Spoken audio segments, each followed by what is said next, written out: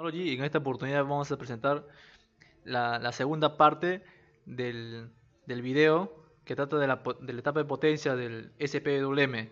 En un video anteriormente habíamos explicado cómo generar un SPWM solamente con el DSPIC.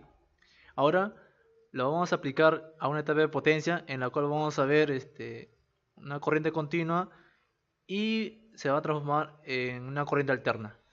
Como pueden observar acá, vemos el DSPIC que hemos utilizado, el que está en Proteus, el simulable. Después tenemos un puente H. Lo hemos separado para que sea más ordenado.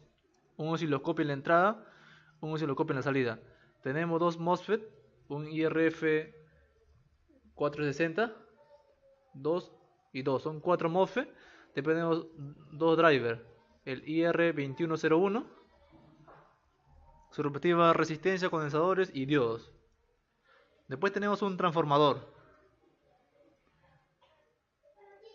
Después del transformador va una bobina y un condensador. Eso sirve para eliminar el ruido y que la señal de la onda sea casi perfecta. Como podemos observar acá en el diagrama, solamente estamos viendo 12 voltios, que va a ser la etapa de la entrada continua, 12 voltios continua. Podemos observar 12 voltios continua, tanto para los dos MOSFETs como para los siguientes dos. También ustedes lo pueden poner 220 voltios continua, 100 voltios continua. ¿Eso qué quiere decir? Si yo le pongo 12 voltios en DC, yo voy a tener acá en la salida, 12 voltios AC. Porque la técnica del SPWM es un inversor monofásico. Invierte el voltaje continua a un voltaje de corriente alterna.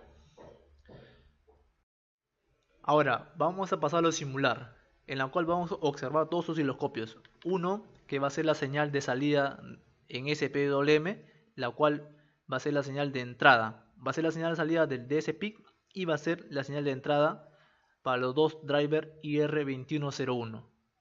Y vamos a ver otro osciloscopio en la cual vamos a observar una salida de señal senoidal ya filtrada y de amplitud 12 voltios. Depende del voltaje de continua que usted quiere invertir. En este caso nosotros estamos haciendo una prueba con 12 voltios continua, en la cual vamos a observar en el segundo osciloscopio una onda de corriente alterna de 12 voltios. Entonces le damos a simular. Como podemos observar, compañeros,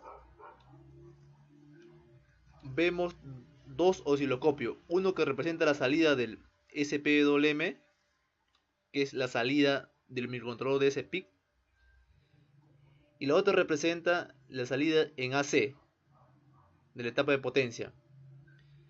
La salida de AC, como podemos observar, es de 12 voltios. Esto depende de tu fuente continua.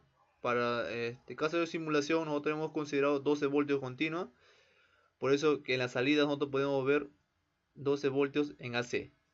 Si usted quiere mover potencia de 220, tendría que tener una fuente continua de 220, y con la técnica del SPWM podemos transformarla de continua a alterna 220.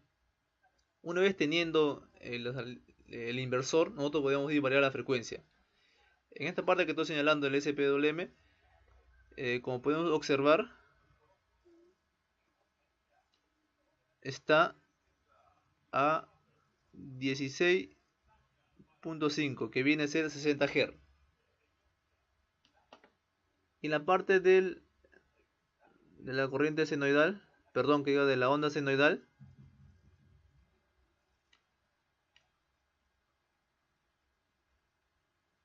está a 16 milisegundos, que viene a ser 60 Hz.